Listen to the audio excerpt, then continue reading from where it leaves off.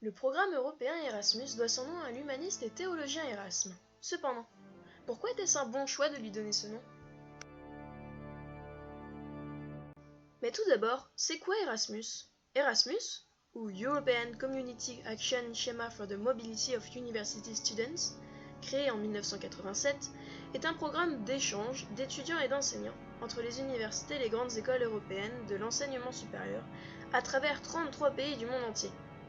L'objectif premier d'Erasmus est de favoriser l'apprentissage des langues, de découvrir de nouveaux pays, de nouvelles cultures, de nouvelles personnes, et de s'ouvrir au monde. Mais alors, pourquoi ce programme s'appelle-t-il ainsi? Eh bien, il tient son nom de l'humaniste, philosophe et théologien Erasme, qui a lui-même voyagé, enseigné et écrit dans de nombreuses villes européennes. C'est un rétro-acronyme. Mais savez-vous vraiment qui était-il? Le XVe et le XVIe siècle sont marqués par un renouveau intellectuel qui touche toute l'Europe. C'est dans ce cadre que le mouvement humaniste voit le jour. Les humanistes sont des savants, philosophes, poètes, qui redécouvrent avec enthousiasme les cultures antiques, rejettent la période médiévale considérée comme barbare et placent l'homme au centre de leur réflexion. L'humaniste hollandais, né à Rotterdam en 1466 et décédé en 1536, Erasme est surnommé le prince des poètes. Célèbre pour son érudition et son attachement aux textes anciens, il voyage, correspond avec de nombreux humanistes et enseigne dans différentes universités d'Europe. Il était connu pour sa conviction en une Europe unie et éclairée, au-delà des frontières des croyances. Erasme était d'abord un grand pacifiste. En effet, l'humaniste idéaliste aime prôner la paix et la réconciliation. Il encourage d'ailleurs la compréhension mutuelle des peuples dans ses ouvrages, notamment dans L'éducation du prince chrétien, écrit en 1516. Dans son livre, Erasme nous donne la définition pour lui d'un vrai roi. Un vrai roi s'inspire de la sagesse, de la raison, de la bienfaisance et du bien-être de son État, et non de la violence.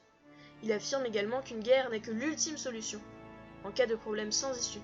Pour lui, les conflits entre chrétiens n'ont pas lieu d'être, et il les qualifie d'impardonnables. Aujourd'hui encore, Erasme reste dans l'histoire européenne comme un véritable défenseur des libertés et un grand pacifiste.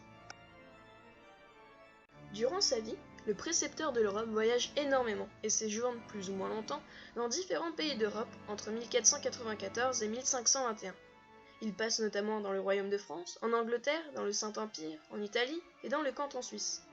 Il en profite pour s'arrêter dans de nombreux lieux, tels que les universités et les imprimeries, et échange avec d'autres humanistes sur leurs opinions. Il entretient également des correspondances avec plusieurs penseurs de différentes nationalités, tels que le duc de Clèves ou Joan Vergara, contribuant ainsi à l'enrichissement de ses connaissances.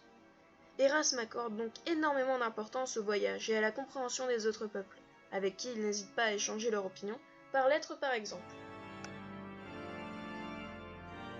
Erasme souhaite faire de l'Europe une terre d'études. En effet, pour l'humaniste, l'éducation est très importante. Ainsi, dans son ouvrage L'éducation de l'enfant, il soutient qu'il faut inculquer très tôt aux enfants la pratique des langues et affirme que les jeunes ont plus de facilité pour l'apprentissage des langues que les adultes. Il dirigera d'ailleurs un collège à Louvain, en Belgique, vers 1517, où l'enseignement du latin, grec et hébreu est dispensé. Il énonce également que la lecture de textes antiques, d'Ésope ou de Homère par exemple, leur inculque une philosophie morale essentielle.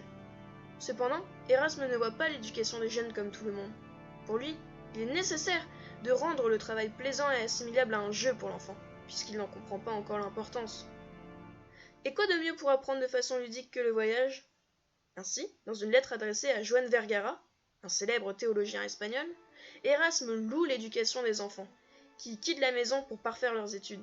Il insiste notamment sur le fait que le voyage permet qu'ils s'habituent aux langues et aux coutumes étrangères. C'est là comme une greffe intellectuelle. A contrario, il affirme que ceux qui ont passé leur vie dans leur patrie haïssent l'étranger et condamnent tous ceux qui diffèrent de leur rite indigène. Erasme était donc un fervent défenseur des méthodes douces et des voyages d'apprentissage pour les jeunes. Il fut d'ailleurs remercié par ses disciples pour l'éducation qu'ils ont reçue, comme l'humaniste français François Rabelais, qui, dans une lettre qui lui fut adressée, vante tous les mérites que son éducation lui a valu, la qualifiant même de « lait irréprochable ». Erasme a parcouru l'Europe, de la France à l'Italie, en passant par l'Angleterre. Passionné par les voyages, les langues, les cultures et profondément pacifiste, il a encouragé la compréhension mutuelle des peuples, en promouvant une vision de l'Europe unifiée. Il voyait les voyages à l'étranger comme un bienfait, bénéfiques aux jeunes pour les ouvrir au monde à travers les langues notamment.